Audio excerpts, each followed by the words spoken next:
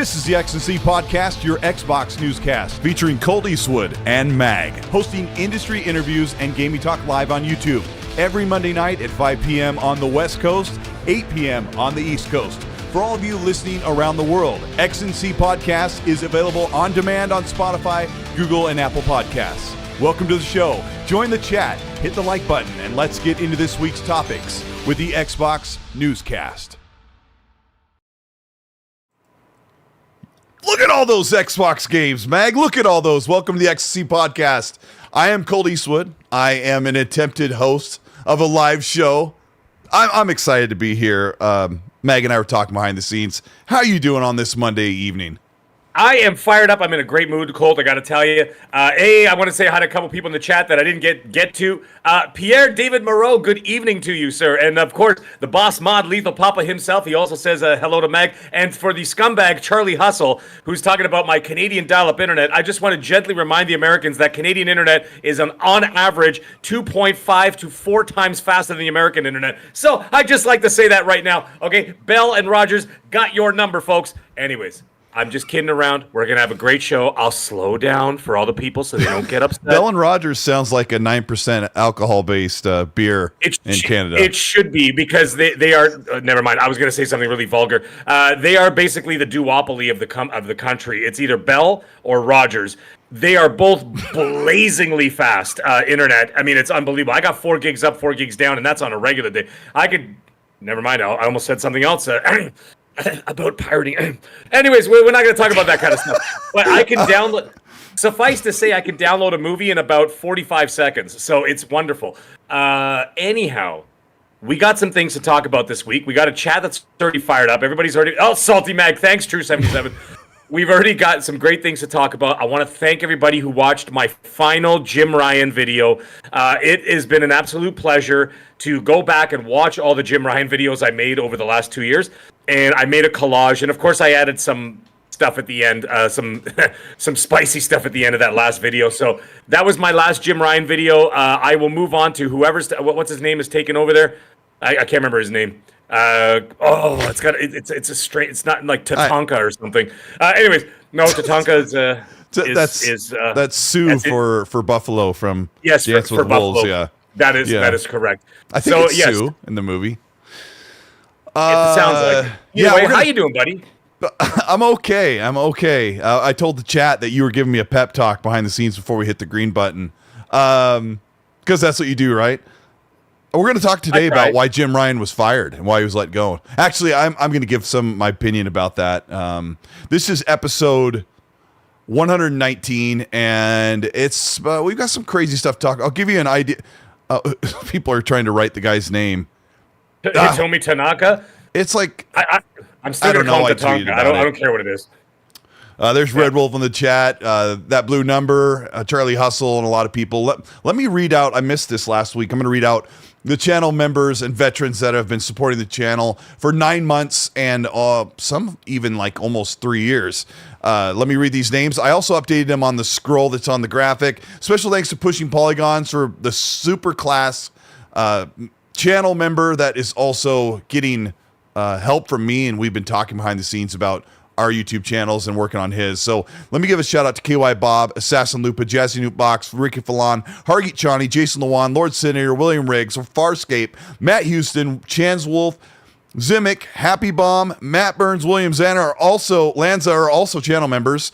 Udana Kizada, Suicide King, Robert Jackson, Dante Moody, Betamax, S Dark, CMF. Some people have changed their names on here, so now I have to fumble over it. Septic Sauce, also known as Gaz, Zener White, Devario 2 Game. Like I've memorized these people. I talk to these people. I know the names. We got Reek Havoc, V Simcoe, Assassin Poochie, Dub, Raiden Blade, Cute Perspective, Risk Crew Biscuit, True 77, Micah Ford, Red Source, Attitude Deer, Dave's Games, Pen Pineapple Pin, Trail Roberts, Mac Bound, Meat Puppet, Red Wolf, Alan Adeltry, Gamer by Choice, Jedi J Goalie, Rippin, Highlander 01, Techno Caveman, Fire 71, That Blue Number, Kung Fu Hot Dog, Uncle Chowder, 2 food ones in a row, Shooter 2853, Tex Made 3, VMAC, Cliptos, B Martin, Sith Lord, good friend, good old Collingwood, a little, I think that's a reference to Australian rules football, if I know my culture as much as I should, Lawrence Davenport, Dead Time, and KJ Wars 85. Thank you so much for putting up with me reading these awesome names. These names that Mag and I love to say and see in the chat, right? That's correct. So love 'em. Love the names. What have you been playing? I'll start with you first. You've had some downtime, maybe 5 minutes? Yeah, I've been playing. I got the 100% completion on Separate Ways, the DLC for Resident Evil 4. As I'm a Resident Evil addict, absolutely adored Journey it. reference. Yeah, nice. You know what? I got to tell you, I didn't realize it was going to be that long of a game. I think I mentioned this last week that my first run was like 5 or 6 hours, right? So I managed to shave it down when I did another run, and then I did another run on professional, and then I did another run. I did an S plus rank, which was the final one I needed to get the completion. I did the S plus rank, and man, that was tough. But I finished it in under 2 hours, and I had that. What the hell is the name of that gun? The Chicago Sweeper. So it's basically like the Tommy guns. Gun. Yeah. Yeah, that like Al Capone used to use and whatever. So yeah, and I got the unlimited weapon, unlimited ammo on that. So I just blazed through the game. So much fun. Anyway, got the 100%, loved it, moved on, and on what am I playing on Xbox right now? I am playing Phantom Liberty on Xbox, and I am enjoying it quite a bit. I gotta tell you though, the first 10 minutes, I was almost at an impasse. I'm only talking about maybe 10 or maybe 15 minutes. I was going to do a poll on Twitter and saying, hi, what was the most boring introduction to a game this year? Starfield or Phantom Liberty? And I'm like, the beginning of this game. I haven't touched the DLC yet. Oh my God. Just the first 10 minutes, I'm like, what is happening? It's just, you're just standing there. And then somebody comes and talks to you. I'm not going to give any spoilers. And then you're just standing there. And they're like, all right, walk over here. And you walk over there. And they're like, all right, now follow me up this elevator. And I follow them in the elevator. And they're like, all right, here, walk across. Hold your gun, let me just. I'm saying, no, I couldn't even hold the gun up. It was just just walking. And then they're like, all right, now cross this catwalk and let's go to this other side of the building. And then we're going to keep talking.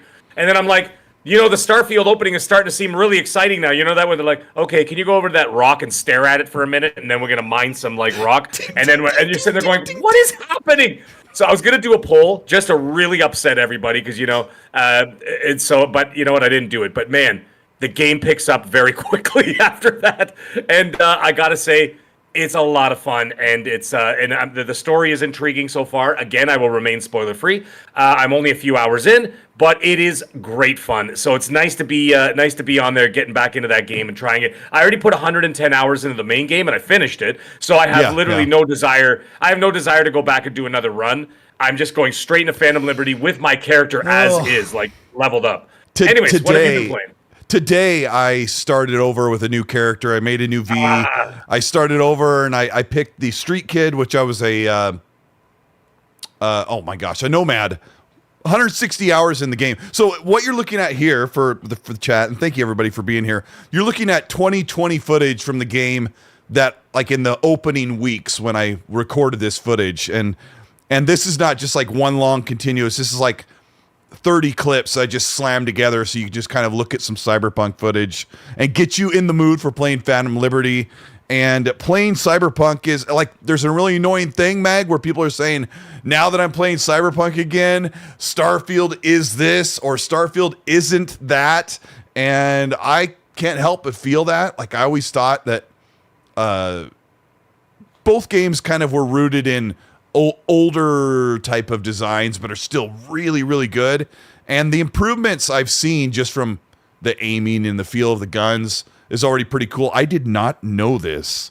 I don't have this on that won't be on screen, but I was in the opening bar and the opening minutes of the game, and I went over to a arcade machine and played this Contra style game that can't remember what it was called, Corpo or something. And it was a ripoff of Contra, and I played it for 30 minutes. And I'm like, was this in the base game? Was this in the launch? Or did I didn't remember. Let me know, chat, if the Contra style game was in there. There's also a Roach Run game where it's a side scroller where you control Roach the horse and you jump over beasts and holes in the ground. It's so dumb, but I've been playing a little bit of Cyberpunk. I'm pretty much done with Starfield for now. I like how we talk about games on a gaming podcast.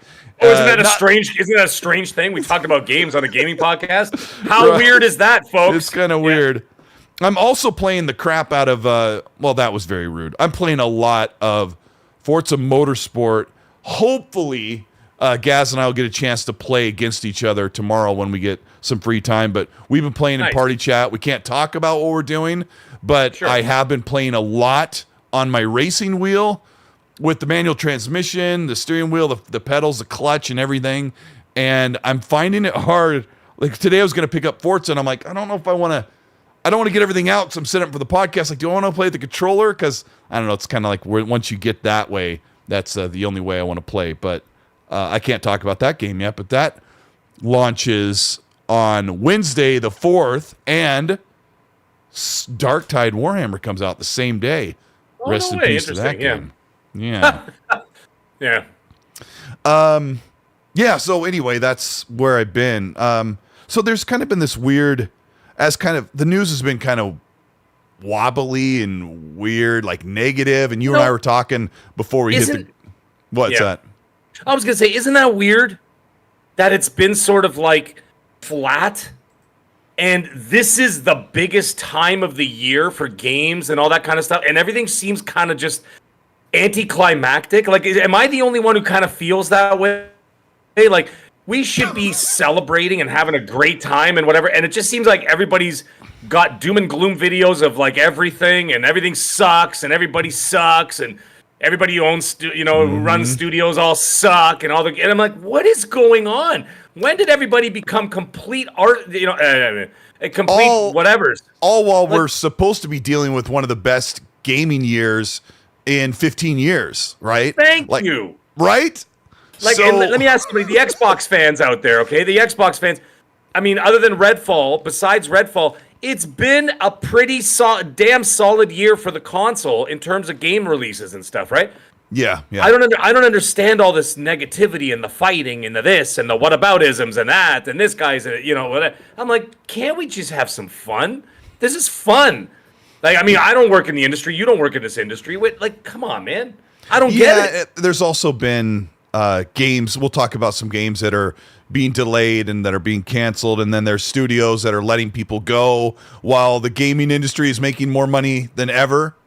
So that's kind of a Ducato is right. And he just said Mags hate sells. Yeah, it does. And negativity definitely sells. And you know what, Z Black Rider? I saw what you wrote earlier, by the way. You said Mag has no life. But I saw that. But anyways, all joking aside, he said everyone is angry. He is 100% correct. Yeah. What the hell? Guys, take some vitamin D, go for a walk, exercise, get some endorphins in your body. It'll be a little bit more positive. Go do other things. Find significant others. Have relations. Do something. Go have a drink. Have some fun with your friends. Jesus Christ. Like, everybody's just... And I'm like, what?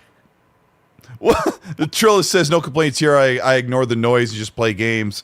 Trillis, And you are the truest. I gotta bring this up briefly because I know most people don't live on social media or on forums where people are being jackballs, but this was shared with me just before the show. Now, Foxy Games UK is a PlayStation-centric content creator on YouTube.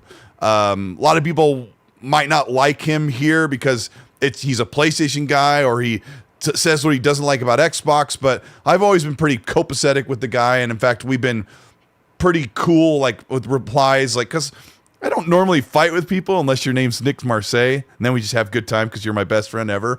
But all fun aside, Foxy said, quote, "I'm not going to focus my channel as PlayStation-centric anymore. Come to realize there's too many PS fanboys who will only support content that toes the line. Say anything deemed not so positive about Sony or PlayStation, and many in the community will not support you. Can't control me," end of quote. And that is also true. I'm not just saying that to take a hit or a knock at speaking of hit, I gotta tell you another side story. Well, let me just throw this side story in right now. Meg, I was making the thumbnail, and if anybody saw the thumbnail before they clicked the video, there was Jim Ryan on one side, Phil Spencer on the other, and the picture of Phil is he's laughing like this. and it's only from here. It's cut. The picture's cut right here at the top of his sternum, and I used the generative AI to fill in the rest of him so that I could compose the thumbnail properly without having him like cut off in like a floating torso or whatever a bust, right? So anyway, Meg, so what you do is I isolate the picture of Phil and I draw a box around where he doesn't have a body, and I say, AI, fill in the rest in Photoshop. And Phil's wearing this jacket and he's laughing.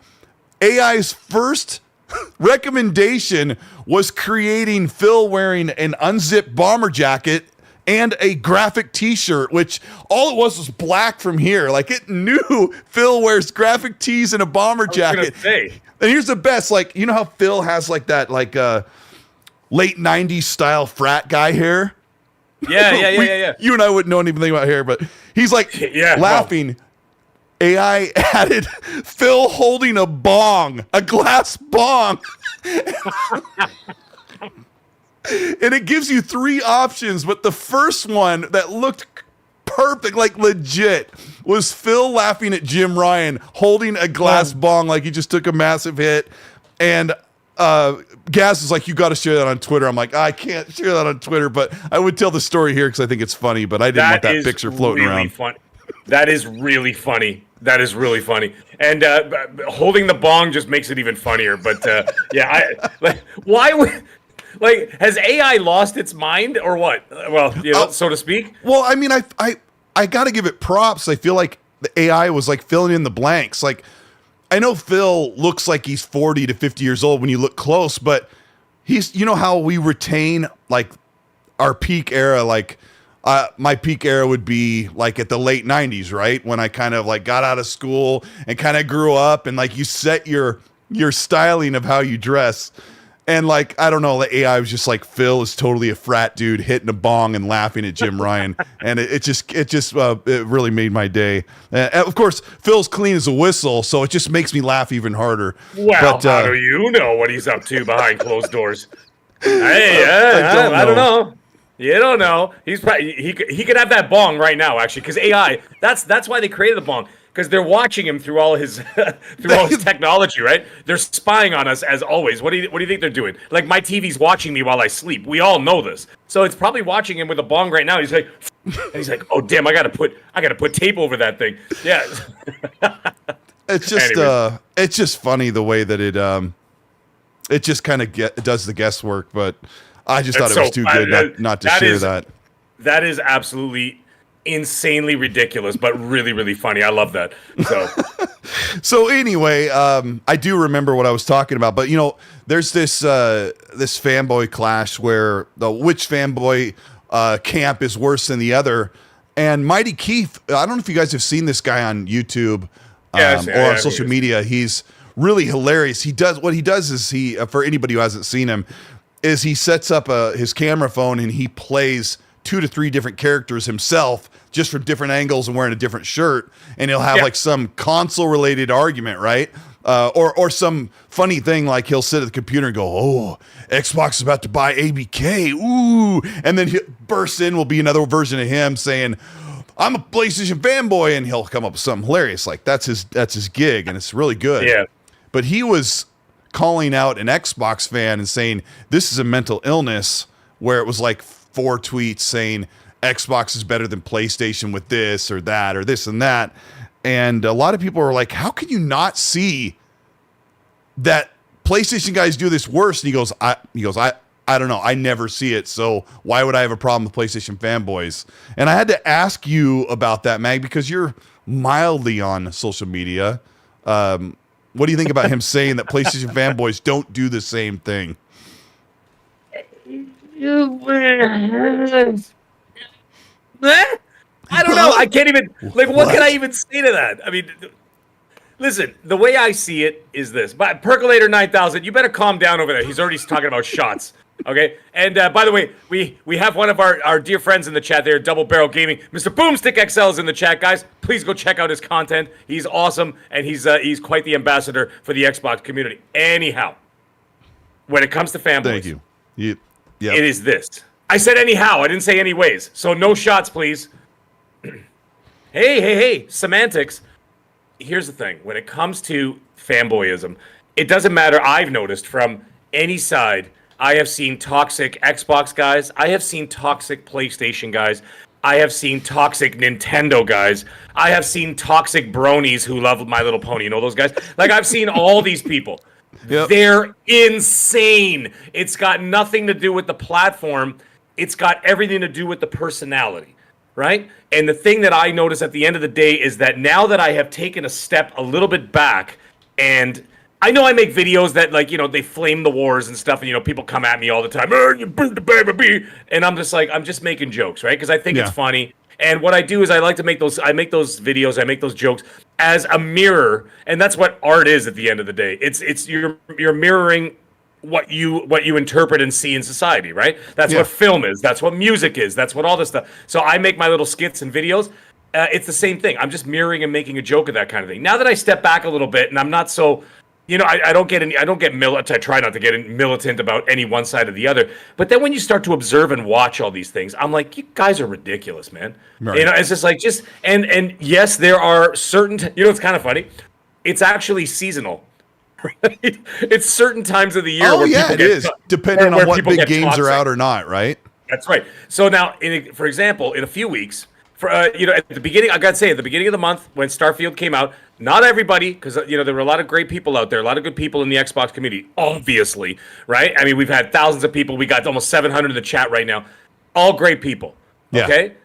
But there were a hell of a lot of really nasty, rude guys who were, you know, taunting whoever, I guess, would listen to them about Starfield and stuff. I'm like, guys, that's not the way, okay? You know, like last year when when Xbox had nothing for like an entire year and you kept quiet and the other guys were doing it, all of a sudden you get something really hot and then you do it right back. Like, you know what I mean? Then you can't complain when someone sticks something in your face, right? So the best policy is to just back away from that kind of stuff. Just be respectful of one side or the other, regardless of how they treat you, right? And just celebrate the fact that you got some great games to play, right? On the PlayStation side, in a few weeks, we're all going to be firing, not all of us, but most of us are going to be firing up Spider-Man 2, right? And we're going to be happy about it. We're going to take some screenshots. We're going to say, hey, this game is a lot of fun, blah, blah, blah, blah. But there's also going to be that handful of people on that side of the fence that are going to be complete jerks about it. And somehow, instead of saying, hey, Spider-Man 2 is a wonderful game, they're going to turn and say, hey, Spider-Man 2 is awesome, and Starfield sucks. Right, and I'm Xbox like, could never. Yeah, and Xbox, blah blah. Yeah, and Xbox is the worst, and And I'm like, why bring them into it? They got nothing to do with it, right? But look at Phil Spencer, for crying out loud. I understand it's his job, but like, you know, a big game from Sony comes out. What's the first thing he does? Congratulations to the team. Thank you. Congratulations to the team for releasing such a wonderful game. Blah blah blah blah. You know he gets early access. You know what I mean? So Jim doesn't usually respond because he's in Brussels, like fighting the regulators or something, right? He's drinking Stella. Trust me. So the thing, and he's going to be doing a whole lot of more of that as soon as he retires, and I don't blame him. But anyway, the thing is that in a few weeks you're going to get that. You're going to get a lot of salty guys, and not salty. You're going to get a lot of toxic people there too. So I can't fully agree that, you know, oh, this guy's worse than this one, or these group is worse than this one. It's just, when it comes down to it, it's down to the individual. And that's the way I look at that sort of thing, right? So it's just all in all, it's nonsense, and it needs to stop, because this is a hobby that we enjoy and whatever. You might you're a baseball fan, right? Yeah, somewhat. Of course. Okay, you follow the Seattle Mariners. Okay, I follow the Toronto Blue Jays. Until yesterday. Well, until yesterday, we knocked you out. We knocked you guys out of the playoffs. Oh, But guess what? Does that make us bitter enemies? I'm gonna put stuff. Colt and put Pinocchio noses on Colt and saying that you do that anyway. I know, but like, that's besides the point. But all joking aside, we're not going to be like that, right? So why the hell are we doing that in another part of like our entertainment culture? Why do we have to be so negative? I don't get it. If you like One Piece and I didn't like One Piece, which is nonsense because it's great, but I'm just saying, are we gonna like say stupid things on social media? No. Like, you're going to say, Colt's a jerk, liar, blah, blah, blah, blah, because he didn't like... I mean, I've been complaining more than usual lately to my friends that online, it's no longer about the argument or the discussion. Like if I say, like I had a tweet a couple days ago where I said, I know one of my friends like, you always talk about what you say on Twitter, but it's kind of the zeitgeist of what's really going on. But I made a comment. I said, Xbox is all about the games, and that's what really matters. Because my post was meaning they're really focused on building games from great studios and bringing in great partnerships and getting games out more than just worrying about what the piece of plastic does. Like, it's really important to have great games because those are going to be on console, cloud, PC, and handhelds, right? So I said Xbox is all about the games, and that's what's most important. Well, somebody who disagrees with that would say something like, PlayStation's all about the games. And I could say, yeah, you're right. And they're also really great about, you know, supporting their console. But it doesn't happen like that, Mag. It's more like they'll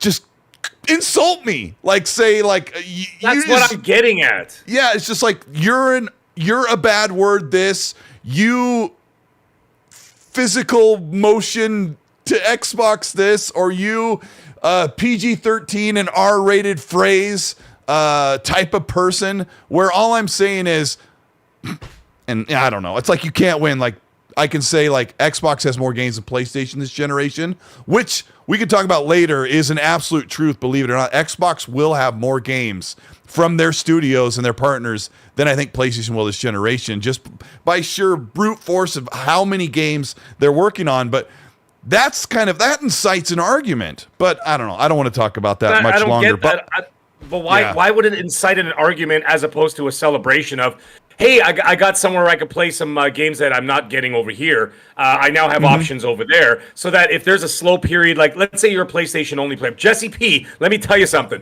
He goes, Mag answered that question like a politician. Jesus, let me tell you something, Jesse P. This is now the show. I am telling you right now, I am announcing that I am running for the president of the United States. Oh, well, thank goodness. It'll be MAG 2024. It's going to be something else. The campaign starts tomorrow. Anyways, and by the way, someone else said something about One Piece. You know what? Listen, One Piece is a great show. You got to go check it out. It's on Netflix. It's based on the anime. Anyhow, here's hold on, pause. Yes. Think about that thought. Don't lose it. I know you have a better brain than I do.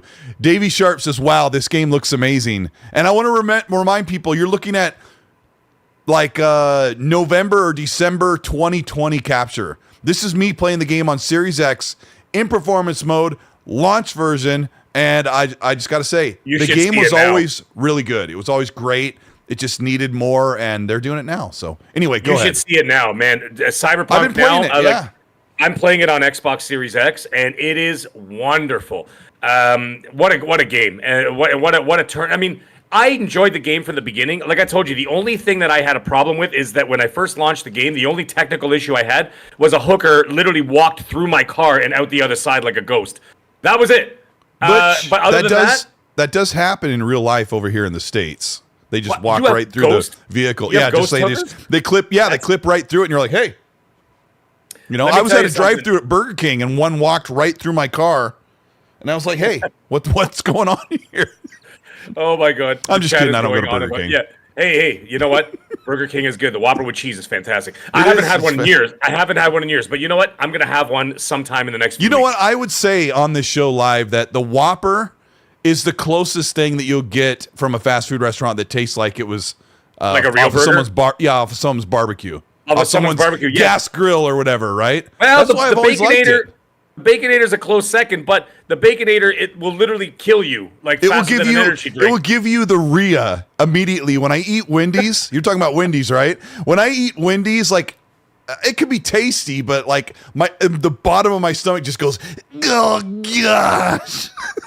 Welcome to the XNC Food Podcast with my co-host, Mag. All right. Back to the subject at hand. Fawn says Taco Bell cult. Taco Bell.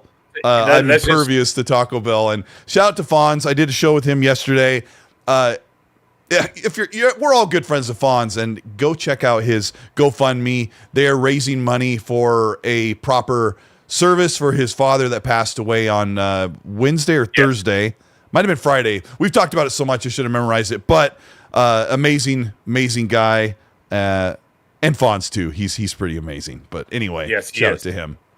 What were we talking about? We were talking about how, just by sheer, you were saying the by sheer brute force Cyberpunk about technical.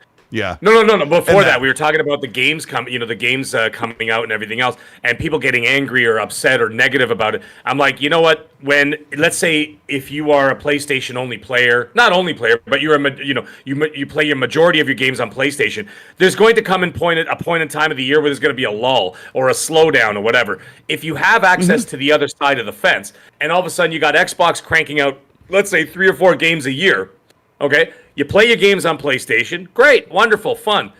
Then all of a sudden you're like, you know what? I got 2 months here where I really don't have much of anything, even outside of, let's say, the third party. There's not a whole lot going on.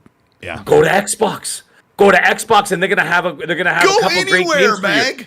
Go literally anywhere. Like I said, if you want to pick up a ROG Ally or a Lenovo handheld someday, like literally play anywhere than just one piece of plastic. Because what you're describing is you're going to miss out. Like you're going to want to be able to play something besides, one set of games, but whatever. That's what I'm saying. And so like I don't understand why be so angry. So let's say you get to the beginning of next year, presumably. Okay, I'm just saying presumably. Let's just say for argument's sake that Senua's Saga was coming out. Okay, and you've got like a month where nothing's happening. Go play Senua's Saga. That'd be great. Yeah, I know the chat is hilarious. I know they're like, we went from a burger transition to hookers, and that's what the show's all about. And then you go into, maybe you never touch Starfield. Maybe you find yourself in 2 months. You have 2 months of no games or whatever. You played through all your games, and you got nothing going on. Go and get Game Pass for a couple of months, and then you could play a bunch of wonderful games that they released over the last year or whatever. Right? I'm just saying, like, who cares? Who cares where you're playing, how you're playing, who you're playing it with? As long as you're having fun at the end of the day, that's all that should matter. And I don't understand this laser focus on negativity. It's just insane to me.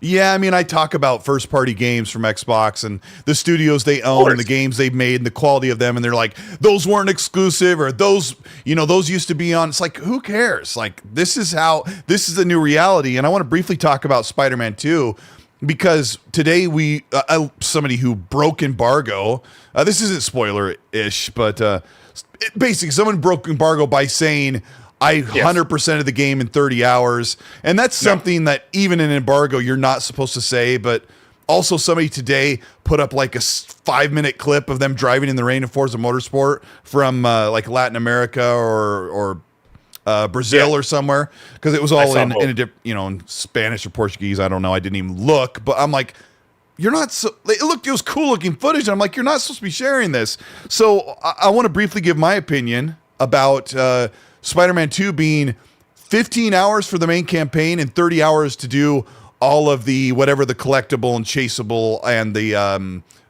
all of the fight. What do I call them? Like the takedown hubs. Like in Spider-Man, there's normally like the areas where you have to take out all the enemies and get through the waves, and then you clear that off the map. So 15 hours, you can play the brunt of Spider-Man's game, and I think that's just fine.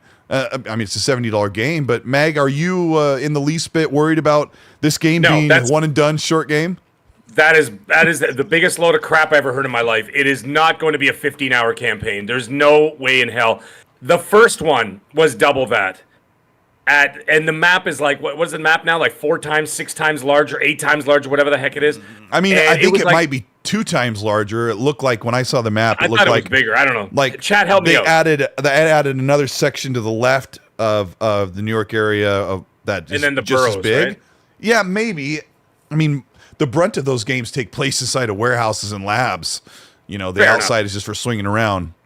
I mean, I think that it's going to be about 20 hours to 20. I would say closer to 25 hours for the campaign. And I think to get all the completion, you're probably looking around like 80 hours for everything. Maybe even more. Maybe the campaign. I personally think the story is going to be about 30 hours. And I think that the 100% completion is going to be closer to 80. I got the platinum on the first Spider-Man. I got the platinum on Miles Morales. In order to do both of those things, it was a heck of a lot longer than 30 hours. I could tell you that much, guaranteed. In fact, I'm going to look at it right now. I have the app right here on my phone for, that website, How Long to Beat? Yeah, that tells like what the average is according to everybody's reports, right? Yes, that's correct. So I'm going to look it up right now. I'm going to look up I think Spider-Man. I had 35 hours in Spider-Man 1, and I got all the backpacks. I captured every pigeon. I did all of the takedown locations, and I completed the game. So, I don't know. Okay, just give me an example. Miles Morales, 100% completion is 18 to 20 hours. Okay, that's Miles Morales. Which is Spider-Man was closer to 44 hours, 43 and a half hours, they're saying and that's pretty quick, actually. Because I think it took me a lot longer than that. I took my time. I think it took me closer to like 60 plus 70 hours, somewhere around there. And to get the 100% completion. I mean, I would say if a guy was breaking embargo and racing through the game that he got early access to, I mean, there are the type of people that they wait forever for a game and they blast through it in 2 days. And maybe this guy, like streamlined everything. And I guess you could skip cutscenes. I doubt he did, but maybe 40 hours I mean, is closer to the truth than 30. But yeah, I guess so. You know what? There's only one way to find out. We'll find out in a few weeks because when it comes out, then we'll be able to play it ourselves. I don't believe he 100%ed it in 30 hours. Now, there's also, isn't it sometimes when you have a game, this is another thing I was going to say, when you have a review code of a game, sometimes they have you already leveled up in order to be able to just kind of, not in this situation. Normally almost every time when you get a review code for a game, you start at ground zero, you start at the very beginning and play the game. So yeah, I don't think that was the case, but if people who got preview access, which, let's talk about that. Hey, welcome everybody to the show. I haven't reset in a little while, but give the station identification. I'm Colteastwood, and I'm here with middle-aged game guy, or Mag, good friend of mine, and we're running the XNC podcast. Hit the like button if you're having a good time. We should have a lot of likes if you're enjoying the show. I know we will be talking a little bit about PlayStation, but I always like to talk about these things, Mag, in respect to where things are going with Xbox. So we will be doing that as well. Just to give you a heads up on what you're here to listen to, we're going to talk about ABK and the regulatory process and some good news for that. We're going to talk about why Jim Ryan is leaving and kind of our best idea of what's going on with that. And we've got some new games that Xbox is talking about, or that people working on the games are talking about that are exclusive to Xbox. So we will be covering that. Hit the like button. We're on Spotify, Apple, Google Podcasts. Thanks for being here.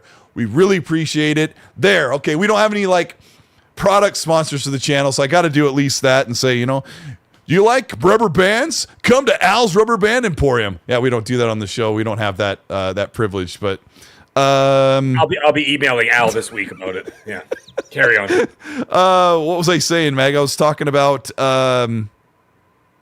Spider-Man reviews. Crap. No, you're getting into the ABK situation next. Yeah, I guess I could go into the ABK thing. There was something else I was going to talk about with that, but I have no idea what it was. And guess what? It doesn't matter anymore. So Tom Warren is reporting from The Verge that I wrote this down so I don't have to go from memory, that ABK is going to close this week on October 6th, which is, looking at my calendar, let me just check that, Friday. And the CMA has given the preliminary approval and a blah, blah, blah, law speak and other boring talk. The FTC in the U.S.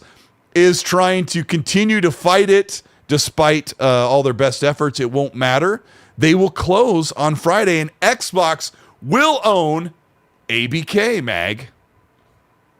That is correct. Yeah, there was never a doubt in my mind. I never thought for 1 second it wasn't going to happen. It was just a matter of when, not a matter of if, right? So now that it's going to be moving in that direction, everybody keep your pants on. It ain't happening this year. Call of Duty is not going to Game Pass. None of that is happening. You don't think any of that is going to be able to materialize before the end of the year? Not a chance. I don't even think they're going to be able to close the deal before mid 2024. By the time they actually sit down and ink the deal, it's going to be a long. They still have a long way to go. I mean, they still got to go through. They've gone through the process. It still hasn't 100% passed. Then they have to go through all the paperwork and then sit down and be able to iron out all the details and then sit down, sign it, and all that. That's going to take months and months and months. Mm-hmm. They still got a contract with Sony. For Call of Duty. Not 100% sure about 2024, because if you actually count 2024, a release of Call of Duty, that actually spills into 2025. So a lot of times when they say Call of Duty 2025, they actually mean 24. Because it comes out that year and it goes for an entire year. You know what I mean? For an entire a 365-day cycle, right? And then it ends on 2025 before the next one comes. So kind of like sports. You know how like when you watch sports, it's always like, oh, it's the 2024, 2023, 2024 season, whatever. That's kind of how that kind of operates. Or cars. Or Check out the new 2021 Hyundai Cracker Barrel. And it's 2020. Same idea. So we're not 100% sure that that's how the video game industry works, but my suspicions are that. So we don't really know. But either way, it's too close anyway. Even if it was going to try and close by the end of the year, Call of Duty would have already been out by then. So yeah, just to wait. But just knowing that ABK will belong to Xbox is good news for especially them, for those employees. Next year, 2024, somewhere in there, it's going to be signed and delivered, and whatever else. Signed, sealed, and delivered. Signed, sealed, delivered. Thanks to Void Rat in the chat, he reminded me what I was going to bring up, and now I'm like not sure if I want to. It's still kind of fun, but IGN's Beyond podcast was talking about the preview, because you were talking about the preview build of Spider-Man 2, and one of the guys previewing the game said, I'm going to give it a 9 out of 10. Now, I know people are weaponizing this for the console war because he said, if anybody, he goes, I'm not reviewing, he goes, I'm going to give it a 9 out of 10. I can tell you that. And he goes, I'm not reviewing it, but if anyone at IGN, where he works, gives it lower than a 9 out of 10, we're going to have words on this podcast. And then Max Scoville, who's also on the podcast, did a really good job of saying, look, audience, he's just kidding around. There isn't some type of prerequisite or some type of expectation, but it does play into the fact that, as funny as it is, that this guy's playing the game. He only has access to like a couple hours of the game, and he's like, it's a 9 out of 10. We live in a world where you're not supposed to give a game a score based off of a preview build that's not a complete experience of the game.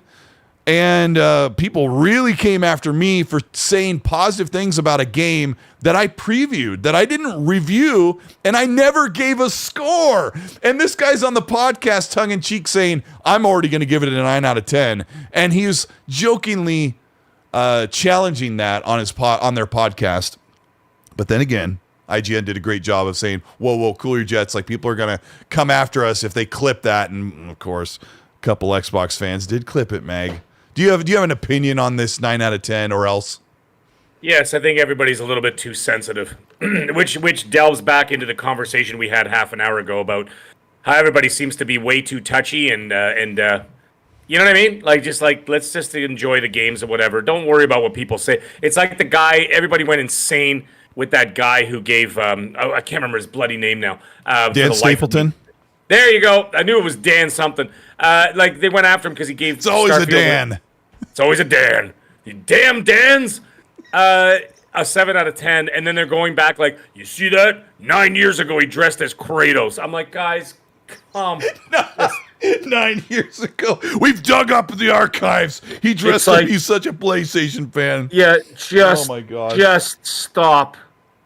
This also says, come on, Colt, you would have given Redfall a 9 if you could. Oh, yeah.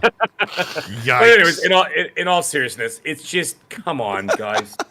Like I said, it goes right back to what we said at the beginning of the show. Just let it go. Enjoy the game. If someone gives Starfield a 1 out of 10, is that going to change your experience? I mean, let's be honest. Starfield got a lot of 9s, and we can fully expect, whether you're a PlayStation fan or an Xbox fan, you can expect a lot of 9s for Spider-Man as well, and the game looks really good. And they're going to do the same thing that they do. Like every company does it. You see the first 30 reviews of whatever game comes out. Like, let's say, Spider-Man is the next big review, right? And actually Alan Wake, but let's go into Spider-Man. Yeah, right? yeah. The first 20 reviews are from websites called PlayStation is the Lord Savior, PlayStation is the greatest thing ever, whatever, right? And that's the names of the website. Same thing for Xbox, yeah. Well, Xbox Tavern, exactly. Xbox Reviews, Xbox 10 out of 10 onlys. Yeah. Yeah, it's like, and then and you look at that, and then when Starfield came out, the first 25 reviews, 10 out of 10s for Starfield, and the names of the things are Xbox raised from the dead 3 days after being in a cave. Xbox, was the Lord and Savior and the Son of God. And I'm like going. And I'm going, well, of course they're going to give it a 10 out of 10. Look at the name of the website. Come on, man. Well, and then, you know what I mean? And it's the same thing with PlayStation. They do the same thing. And then so does Nintendo. Like, you're going to have, like, Nintendo when that Mario game comes out. Nintendork.com is going to give it a 10 out of 10 no matter what. They probably didn't even play the game like 10 out of 10. Well, and... and the chat's talking about the biased media or biased reviewers, and I just have to remind you that there is a bit of that. Anybody's review, I don't care what the name of your website is or what color of hat you wear on a daily basis, that you will have a preference. And if one website called Xbox is it's our savior. Sorry, I was just yeah. I mean, maybe they're gonna give the game, an Xbox game, a 9 or a 10, and that's fine. Like I feel like we say it every week. Like, you can't just look at one score. You can't just look at one site and just have the be all end all. But I don't know. I'll move on from that. Let me read a couple questions we got here. Sith Lord has been a channel member for 11 months. Says, Mag, talk to Colt's son so you know what nursing home to take him back to. Don't forget the soft pudding in old video games. Please don't worry. Help Fonz, he says in all seriousness. Mag, I was telling Fonz this yesterday. My son and I did go to Burger King the other night as we were pulling out onto the road. There's a sign stapled to the telephone pole that says like something nursing home, and it was like a bunch of pictures, like stock photo pictures of old people looking happy. And as we were pulling around the corner, my son goes, Dad, that's where I'm going to put you when you get older. And my son's 12, and I'm like, hey, give me that bag of food and stop eating my fries on the way home. Now I have sadness. Biff Rinaldi says, good evening, cultists. He says, can we take a moment to shout out to Colt for being an awesome friend and being there for Fonz last night? So good to see. I didn't do anything other than just Fonz is awesome.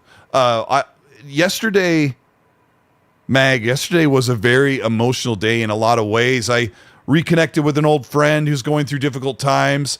Fonz called me after the Iron Lords gave a big shout out on their podcast for his GoFundMe, and he was like, he was sobbing. And then I talked to my good friend Red Wolf for hours on Xbox Live, and we were talking about life, and there's some stuff going on in his circles, and we were like, yesterday we were just like, it's been a day. It's been a day. That's just been I don't know. Watch out for everybody out there and take care of people is what I got to say. Let me get a couple here. Red Wolf, thank you for channel membership gift to Big Mad Mo. Welcome to the channel membership. Appreciate that. Red Wolf sends $1 with a slobbering face. I don't know why, but Silent Cypher, thank you so much for the 5. He says, I think it's obvious what the solution is, Colt. You need to stop physical motioning. Xbox, I kid. You guys rock. Have an awesome show. He also says, Ghost Hookers is how you're going to get, oh my gosh, how you're going to get insert a transmitted disease. 6. Number 6 is what he says, yeah. Red Wolf, thank you for the 2. He says, geez, Mag, what have we done to the show? He says, Ghost Hooker is a new perk they added in Cyberpunk. Excellent. It's the time of year, folks. That's going to be the DLC update for Halloween. We're going to have ghost hookers running around. We're going to have to catch them. We're going to have to get our little plasma traps and, like Ghostbusters, and bring them down. Skillet Will, you're not wrong about what you said there. I agree with you. Sorry, it was something that was off topic, but not about ghost hookers. Something else. Yeah, I feel like some of these chats, as I finally get to them, feel a bit out of topic. BT Maverick, thank you so much for the $10 super. He says, I just finished Cocoon. What an amazing puzzle game and great for Game Pass. Highly recommend it. I think it's in the high 80s. He says, I'll put it up with Planet Alana for best indie game of the year. And he says, hashtag vote for Mag. Oh, lovely. Thank you. I've got 1 vote in the next election, guys. That's great. It's going to be a landslide victory. Landslide victory with my 1 vote. Yodana Kizada says the Haworth chairs, Xbox chairs, are on sale. The one I'm sitting in right now, I think they're $400 or $500 off. He says, what do you think about them? Well, I would say They are really nice, but they're very, very expensive, and you should be very smart with your money when you go to buy a chair. Sit in a chair. If it feels comfortable for a good price, definitely go for it. If you want to spend money on a really great chair that you think the money is going to speak for it, I know that Haworth makes really quality things, and I am not required to say that. So this is a great chair, but I've sat in great chairs that cost far less. So please be smart with your money, and you'll find something good, I think. How's that, Mag? Is that okay? Is that okay That to say? sounds wonderful. Yes, it is. And Cord Wainer, you're absolutely right. When in that super chat when you brought up Cocoon, the first thing I thought of was Wilford Brimley from the '80s movie, and Cord Wainer immediately. Cord Wainer, I called him Wiener. See that? He said Wilford Brimley is great in Cocoon. Couldn't stop laughing. And Lady Foxfire's in the house. Good evening. You just missed our whole conversation about ghost hookers. So we're talking about that for Halloween. Yes, we're gonna have we're talking about ghost hookers in the new update for Cyberpunk 2077. That would be a good Halloween costume where you just dress like in a halter top, and then you put a cardboard car hood as your waist, and it's like, what are you? Oh, I'm a ghost hooker that clips through a car in Cyberpunk. They're like, oh, that's that. There it hats is. off. That's amazing. Hey, what are you gonna do? Hey, C note. I got two. That's it. I got two votes for me as a president. I can't wait. I can't wait, everybody. Yes. Yeah, shout out to Pushing Polygons in the chat. He says, hey, everyone, hope you're all having a good night. Thank you, Colt. You've been very patient through all of my rattling and prattling on. Well, I'll just roll my eyes. Pushing Polygons is a good guy. We talk on Discord for like 2 hours when we do our sessions to talk about working on his channel, and like we walk through thumbnails and stuff. So, and he's been making new content. We talk about lighting and mic and camera placement and stuff like that. And it's all a work in progress. And it's a lot of work too. I think I told you, Mag, like, I think I was telling Pushing Polygons, like my very first video on camera, I set my phone up by my TV on like a tripod thing to record. And I was like cut off from here. So I look like, like a little kid at the table. Hi, I'm Colteastwood. Because I just didn't get the camera pointed down far enough. So it kind of looked like I was at the big boy table, and we had a laugh about that. You look like a middle-aged Filipino driver in an SUV. All you see is like the top of their head and just see hands on the steering wheel. And they're like, how could she see? Yeah. We call that the old people, the blue hair and the white knuckles. And that's with the old people driving around, hogging up both lanes. I hate that. I got to tell you, by the way, when you were talking about the lighting and stuff like that and doing videos and everything else, I know it sounds silly, guys. You look at like my setup now that I finally got, proper lighting and everything else. It ain't simple. Like the setup for each show, I've got to turn on like 5 or 6 different lights to get rid of the shadows and everything else just to get this setup the way it is. And Colt has to do the same thing. When this show's over, I have to unplug all the lights that I have set up in different areas strategically to make it look this way, right? And the camera, same thing. And so it's a real pain in the neck, but man, it's a lot of fun. It's a lot of work, though. A lot of people think that just sitting here talking like this is like, oh, they could do that. No, you can't.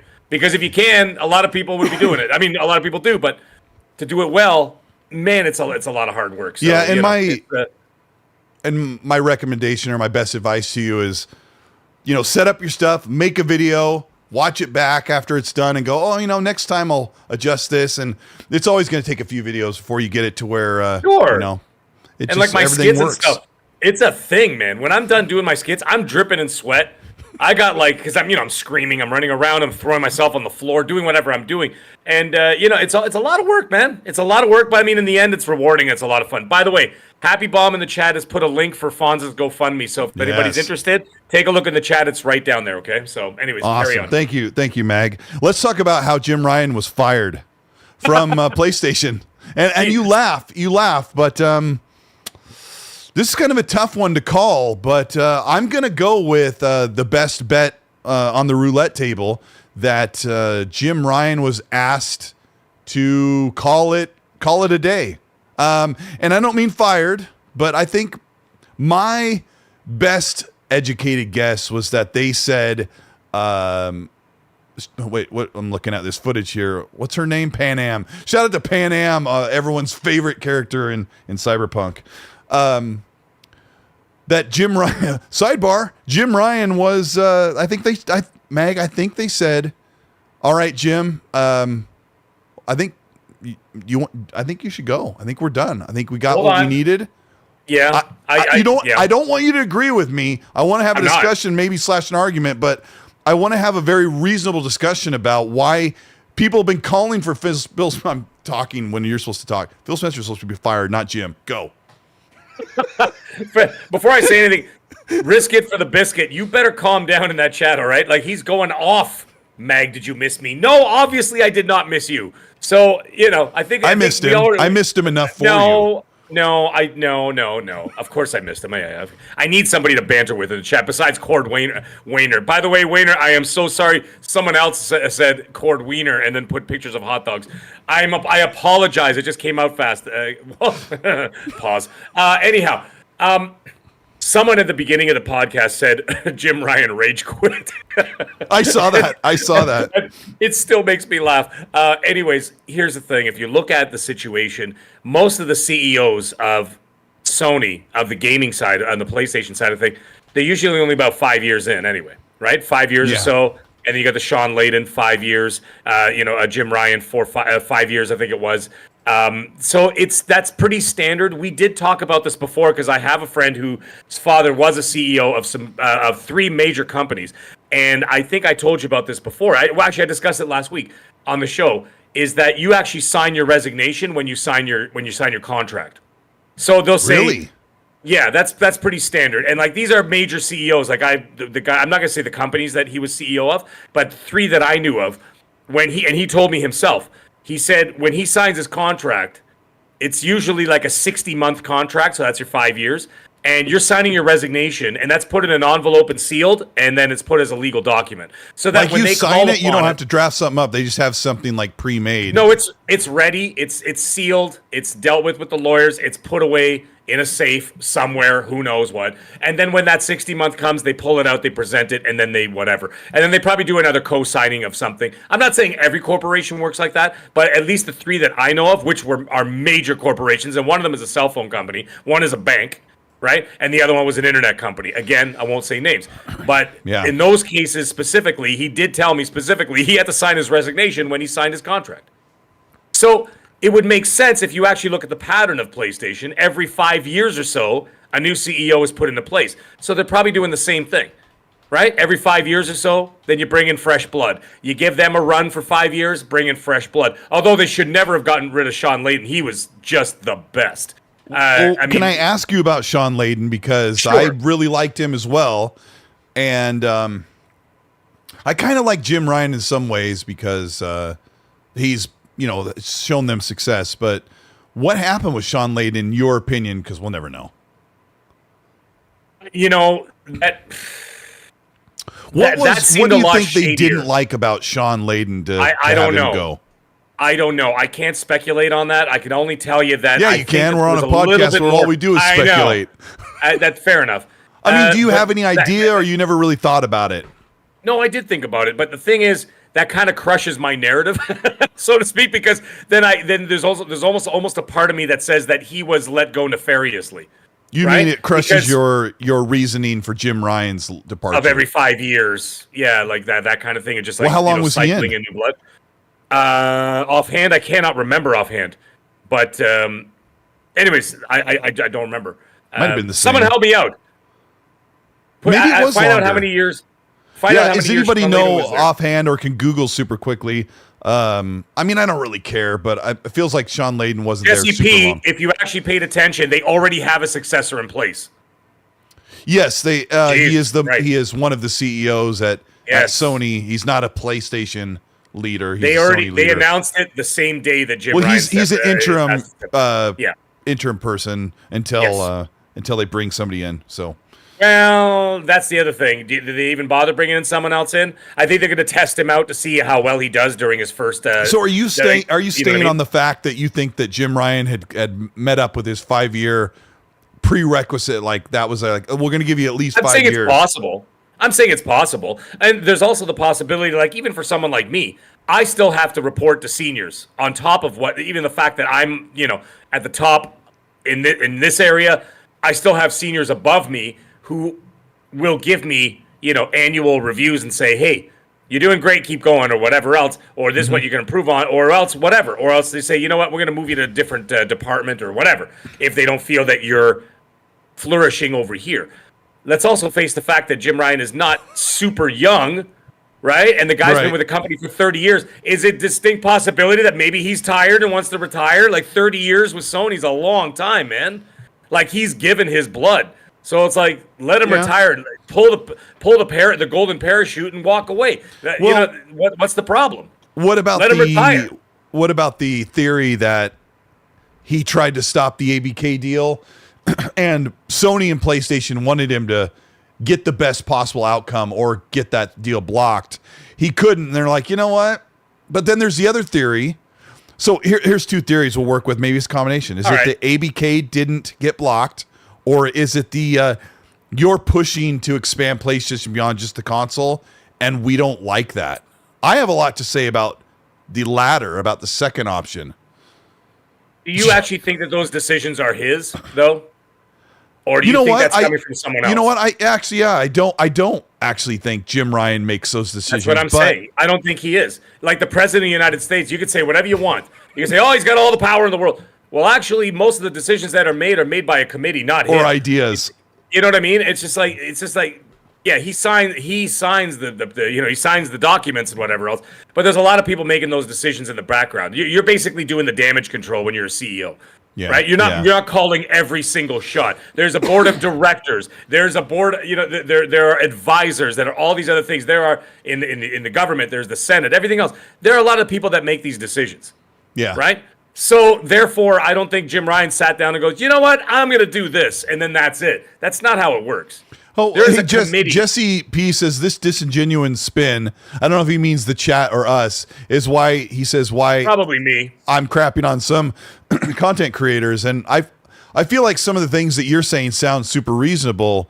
We're also discussing the teeter and the totter of this. Like, you and I don't believe that he made decisions that people blame him for being a downfall or an issue with PlayStation. I will pose, Jesse, that I watched Sean Layden say that the console, that gaming shouldn't be a walled garden.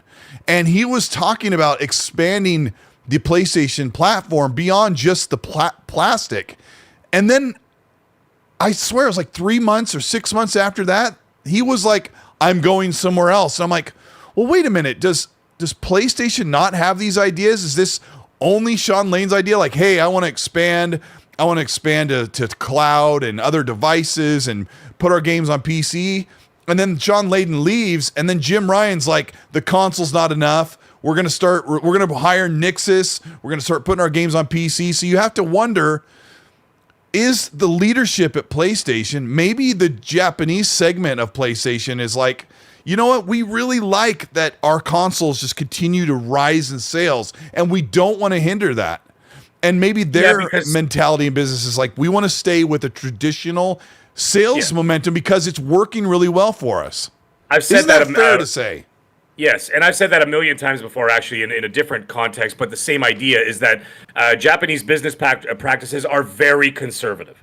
Okay. If they find that they've got an avenue that works for them, very rarely, now they will improve upon it, but very rarely will they deviate from it. Because why not? If you want to use if it ain't broke, don't fix it kind of, thing. Look at Nintendo. Nintendo literally still has us buying cartridges in 2023. Yeah, they do. And they will continue to do so. And they will continue to do so in the future. We are still buying cartridges. They're just getting smaller and smaller and smaller. The next ones are going to be the size of a raisin. So, you know what I mean? But the thing is, at the end of the day, it's still a cartridge. Sony would be still selling, we'd still be getting CDs or whatever. Well, we still are. I mean, DVDs essentially, or Blu-rays, whatever you want to say now for disc. However, the point is they want to stay traditional as possible because it's working for them. Why mess with it? And why expand? Why go off-road? I don't think they're interested in where they're interested where the technology is going, but not in the way that, like, for example, Microsoft is sort of gone completely off-road and say, you know what, we're going to start going into cloud. We're going to start offering our product everywhere. We're going to start, expanding this and that. They're not interested in that. They're interested in hardware and software. and services that are combined with that, right? So I think Yeah. and like I said, that falls in line with Japanese business. If anybody has any experience with Japanese business, you'll know that it is very conservative. They will continue to improve that business. It doesn't say stagnant. They will continue to improve it to make it the best possible business outcome that they can have. However, they very rarely, like I said, they very rarely deviate from that. So that's a possibility too. Maybe they don't like that idea. They don't like the radical idea of, hey, let's put it everywhere and this and that or whatever. You know what I mean? To their credit, I would also agree. I would say, why rock the boat when the PS5 sales are doing very well? They're on a continual climb. Now, I meant to bring this up earlier, Mag, but let me give you this information from VG Charts that uses interpolation and best practice guesstimations for Xbox figures.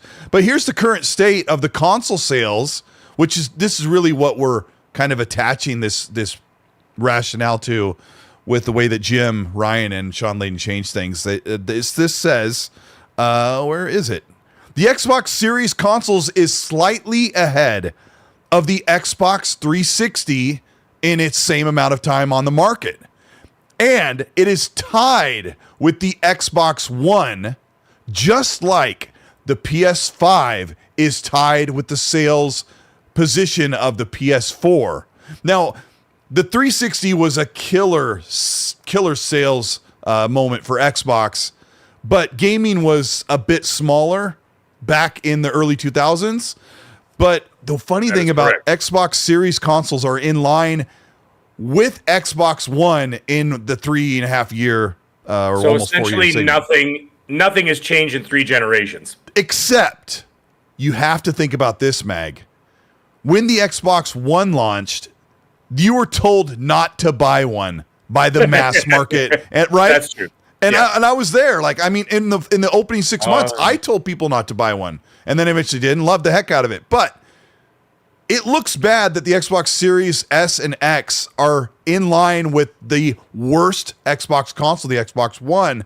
But you also have to remember, for 10 years, or for 8 years, Xbox has said, you don't have to buy a console. You like all these games? You can buy a console, but we do not require it.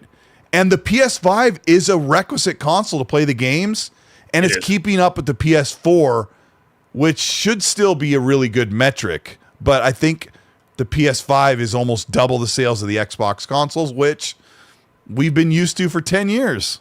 But I want to tie that into Jim Ryan, because I think he's done a great job of selling the PS5 consoles. And if that's what the Japan segment leadership of PlayStation wants, I think he's done his job. So how can we argue that he was asked to let go?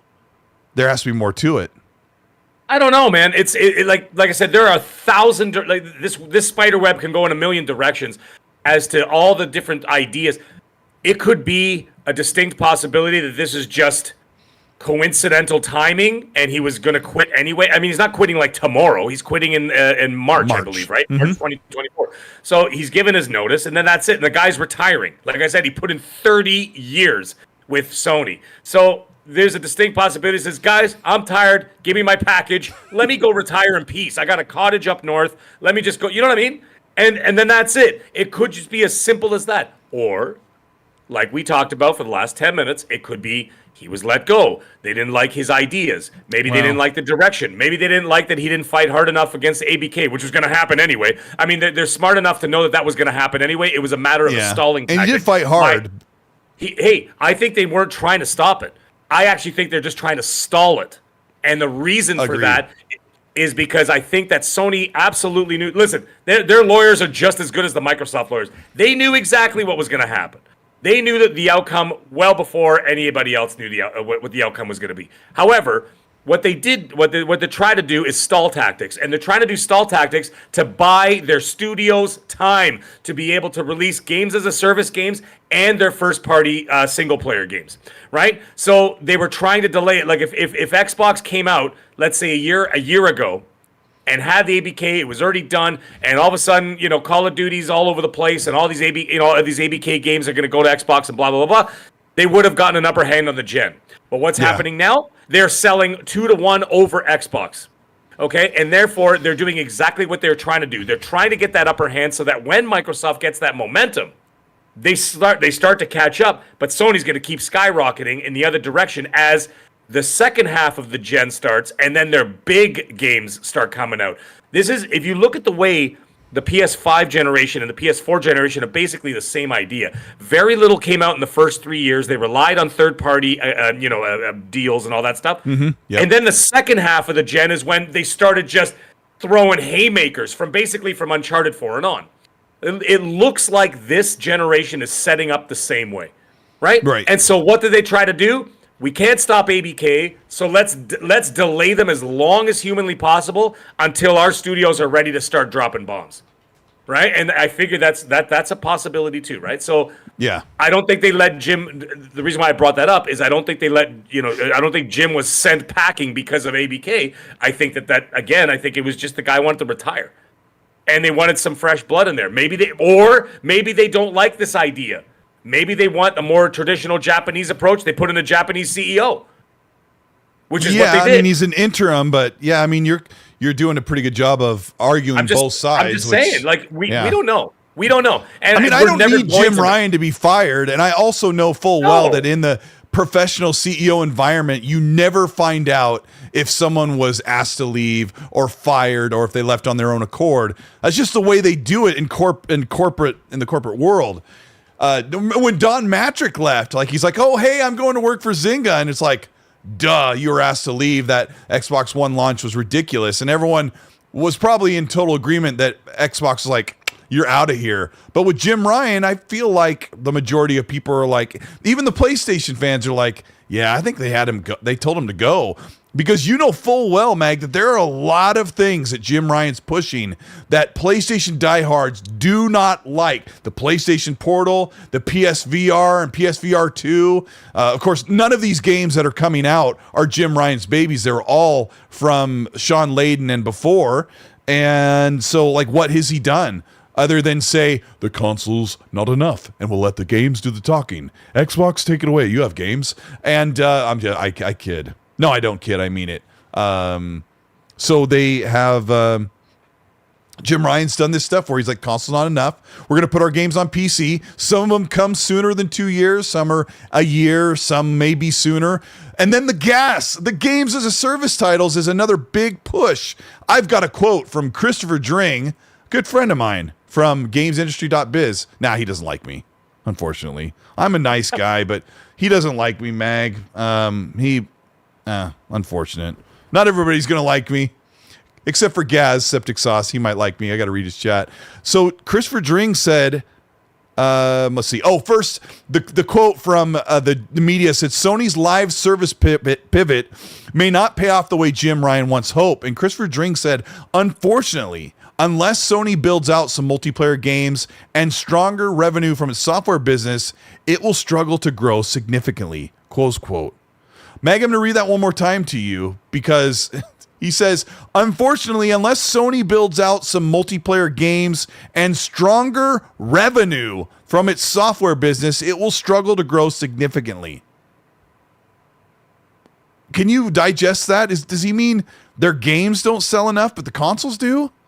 I wish you could see it. The consoles, no. I'm just digesting it. I'm sort of letting it marinate in my head. I think that the consoles do sell well. I mean, there's no question about it. I mean, if you look at the sales, what was it for August? I think it was. I think the August sales just came out like a week ago. Like they sold like 11 million consoles, and they haven't even launched Spider-Man yet. Pause. I think that first, I meant to say this like a half an hour ago, but you're seeing Starfield footage on the screen that I recorded after I had put out my review, and none of this power. Like the special Starborn powers, I've never shown them because I wanted to give the game like almost a month because it was so none of this extra stuff that Starfield does was even allowed to be talked about for the first like few weeks of the game. So that's why you're seeing it here today, because these are great clips that when I'm loving the game and doing that. But anyway, you were saying the whole thing about Spider-Man. I'm sorry I derailed you. No, not at all. I think that a lot of Sony's success does come, obviously it comes from first party, but I don't think that's enough to carry the console. I think what carries the console, I know what carries the console are the third party games.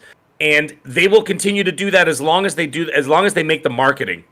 As long as they buy the marketing or take part in the marketing of the biggest big ticket name games. Oh, like, yeah, for example, sure, like a Star Wars game or whatever that they did. Exactly, like a Star Wars game, a Final Fantasy game, even though when you say third party, you mean they make the majority of their money off of something like Call of Duty, FIFA, whatever. Oh yeah, right? and then of course, and then on top of that, you're gonna take a 30% cut, or sorry, your 70% cut, 30% goes to the publisher, right? And then when you get something like that, all of a sudden, then you're gonna look at a situation. Sorry, they take 30%, publisher takes 70. We do that every time. Yeah, I know. I mixed it up. Sorry, before everybody knows what we mean when we mix that you know up, what yeah. I mean. And then the other thing is, look at the microtransactions, all that kind of stuff. They get a cut of all those things too. Obviously, the publisher gets it for having their live service, but then also Sony gets a piece of the pie too, right? But then you look at the situation where, like, for example, this year, one of the biggest selling games of the year, was Hogwarts Legacy. Hogwarts Legacy was marketed through PlayStation. They sold a ton of copies on PlayStation. They didn't have to do anything or pay. They paid for marketing, but they didn't have to invest in that, right? I'm sure they put in something, obviously, to be able to get the marketing right. Little Evil Gaming says, Colt, their games are so expensive, meaning PlayStation, that they almost break even, I think, and they are one and done, he means, right? With no extra revenue. Now, you've talked about this. Reiterate for the audience about how much you need to make on your game in the multiplier. The 2.5 times, basically. So that's the industry standard. If a game costs $100 million, they have to sell. Yeah, in the movies and 250 million to break even, because of all the other. Right. That's the break even. Same thing with movies. Like, movies are the same thing. If you had a movie for whatever stupid reason, like Disney, if you had a movie that costs like $400 million, it's gonna take $1 billion to break even, basically, at the end of it. And I know some people are like, oh, that's crazy. Yeah, it sounds crazy, but it's not crazy. But I don't want to go into that whole thing. I've already explained it on the show. I did like a 5-10 minute segment as to how that works and why that works. The video game industry is no different. And anyway, the thing is, maybe they're not making enough. They're obviously making something, but like I said, like the Hogwarts Legacy situation, they sold a ton of consoles and they sold a ton of copies during that month of that specific game, and a ton of PS5 consoles, and that's what skyrocketed them way past where, like, remember, Xbox and PlayStation were pretty close for a while there, and then all of a sudden it just went boom, and this then it generation. Shot up. I mean, people make fun of me constantly. There was it was like October of 2021. Right. I can't remember when it was, but it was on my podcast. I had Samurai KBG and Hargeet on, and this clip of me gets shared all the time. Because Aaron Greenberg hinted that the console sales might be slightly ahead of PlayStation that month, because they had a big month and PlayStation had a big chip problem. And so I was like, we're hearing that Xbox might be slightly ahead of PlayStation in console sales this month. And I think it ended up not being the case. And people were like, you're such a clown. It's like, oh, I'm so sorry. I hurt your feelers on that. I like shooting people in their cockpit in this game. It's whatever. It is what it is. But the thing is, at the end of the day, I think that they're still going to be making that money as long as they're selling. Listen, as long as they're selling those consoles, the people who are purchasing those consoles, they're going to be playing the games on that console. Otherwise, what are you buying it for? Right? And so even if it's for kids or whatever, they get that Slim coming out. People are getting it for Christmas. They're playing Spider-Man. They're going to be playing Fortnite. And if they're not playing Fortnite, then they're going to be playing Call of Duty Warzone. And whatever else, and any other free to play games that come out and all that, they're making a ton of money. I got to help Heisenberg Donald in the chat, who said Starfield sucks. It's such a boring game. Yeah, Starfield can be boring and can be quiet. Like, I know sometimes we can be used to the cookie cutter, open world games where you press square and triangle real fast, and you got quick time events, and those games can be really heavy hitting and really fast paced and fun. And we've done that a lot, but Starfield is a different animal. It's like a game where you grow into and you experience it and you build and you work on your ship and you experience like the whole entire universe. It's really, really good. It's not boring, but he said Never compare the quality exclusives from Sony with Xbox's exclusives. Now, I'm misquoting him there because he said bad Xbox exclusives, but Heisenberg Donald, I want to help you out. This is going to be very hard for you to hear, but Xbox has had a few small games and some big games. This generation, PlayStation has them beat in quality rating by 1%. It's like 88 versus 87% in the favor of PlayStation. And you may not like some of the games, or I may not love every game that PlayStation or Xbox puts out. And this is a little lesson to the amazing people who are here watching the show. But there are games that are well loved and well received and high, and like they may not look as good as this or that, or this one plays way better. This one offers way more playtime than a one and done or whatever it is. But just remember that with Xbox Studios now, you said it earlier, Mag, that Xbox has had very few misses. The only real miss, obviously, is Redfall. Even Halo Infinite launched great, had a year or so of bad, and now people are freaking loving what they've done. Actually, you know what? I thought Halo Infinite was a great game from the start. It's just nobody played it. It just didn't take off. There was no month. There was no traction at all. And I actually had no problem with it. I saw some people complaining, this and that. The only thing that they really shot themselves in the foot with that specific game was the multiplayer. The multiplayer was excellent. They just didn't, they're like, yeah, you're getting the map. And I'm like, okay, cool. When? I don't know, like 18 months. I mean, Gaz Gaz used to be my co-host on this channel during the Halo Infinite launch. And we were very adamant about 343, just delay the game. Give it one more year. Ease on your team. Get a better product. And now we see that if Halo Infinite would have come out in 2022, they would have had a big game that they didn't have that year. They would have launched that game extra grounded, and it would have been a better product. So yeah, and it would have had more online support, because there wasn't, like, after the fact, they had online support. It just took too damn long. Yeah. Because by the time the support came, everybody left. And everybody's like, okay, whatever, dude. You want to give us a map in a year from now? Cool. You know, you're gonna give us the co-op like before 2030? Paulie Walnut says, gosh, we get someone not like Starfield because Colteastwood would cry. I talk to lots of people. You guys don't listen. I'm not a big I've been on this podcast. I've talked about how Starfield was really great. Once you get into the second playthrough, like, a lot of stuff falls off, and there's a lot of stuff that is not as enjoyable. Once that kind of wears down, it really shows things that could have been better about Starfield. But people say that I don't like Starfield or it didn't get me. I'm like, I totally get that, because the first 5 hours can be really dull, depending on how you play the game or how you enter into it. Like, I'm totally fine with someone not liking Starfield. Now, if you say you don't like Red Dead Redemption, then we have words. But yeah, I mean, if just because it's an Xbox game, I definitely don't subscribe to that. But please remember that if I'm wearing a green t-shirt with an Xbox logo, by the way, I don't really own Xbox apparel, but if I'm always wearing green, I'm Mr. Xbox, I'm going to sneeze. I got this as my workout shirt. Yeah. I mean, just because someone's favorite platform is most of the story, and I'm like, this is not connecting with me, and that's fine. Because, like I said before, you could have 100 people watch the greatest movie ever made. You're still going to find 10 people that say it didn't connect with them. And and you know, the funny thing is, I'm into open world games and RPGs and all that kind of stuff. This just didn't speak to me, right? And that's fine. Yeah, I'm not trashing it. I didn't say it's bad at all. I'm saying it's not for me. Yeah, and that's it. Other games spoke to me more. That's all. Yeah, and so I'm like, okay, well, it is what it is. I'll say for the record, Starfield's outpost building sucks big time and is worthless for me.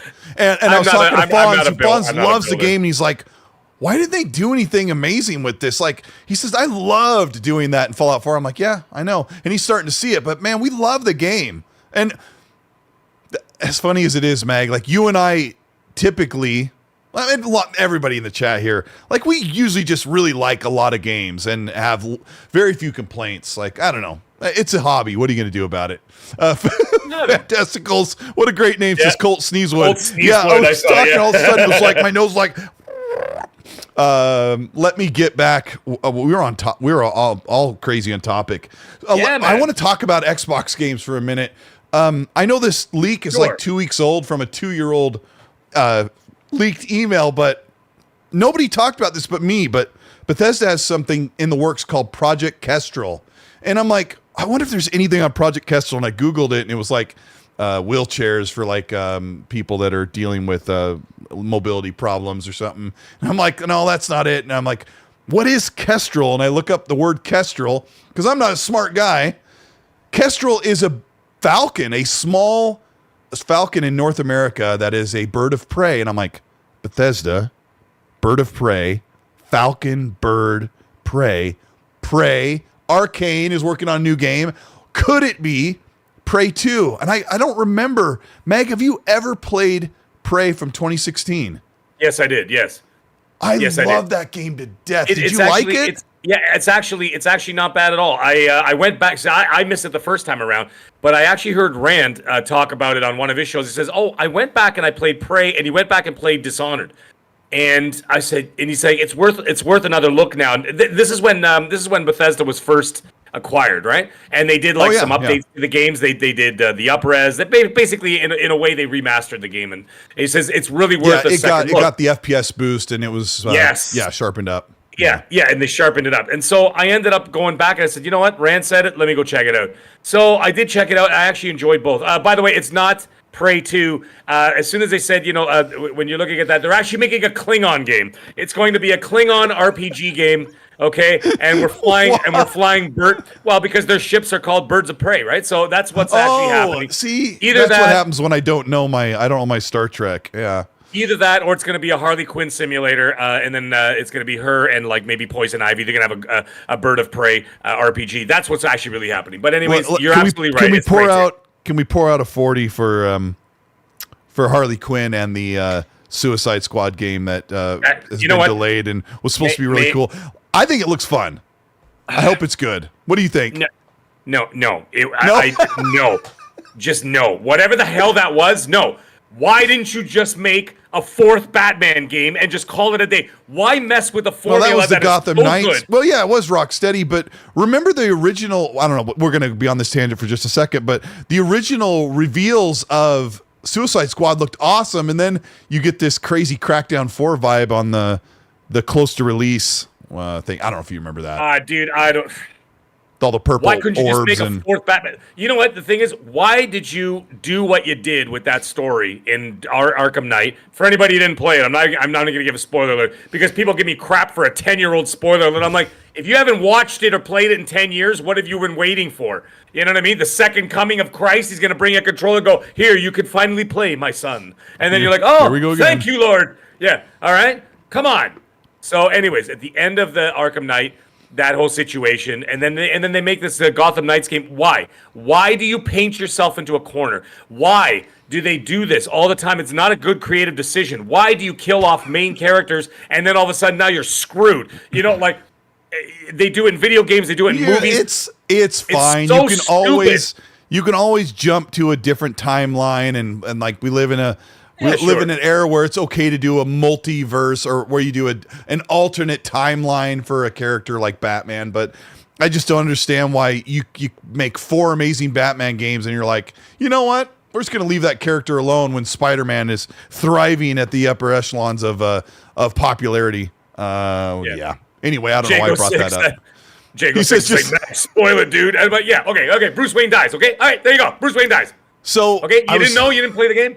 So they painted themselves in a corner. Why did you make this stupid Suicide Squad 4-player game? It looks like, oh my god, it basically looks like a better version of, like, forget it. I don't want to talk about it. Get back to the topic. Gotham Knights is coming to Game Pass, and I would highly recommend people take time to try that game out. And just I hate that you have to do that where you have to shut off and just say, look, it's not going to be amazing, but enjoy the game. Sometimes it's how it goes. It's kind of fun. Like the combat's fun, and beating the crap out of people with your like little billy sticks and all that stuff. That's kind of cute.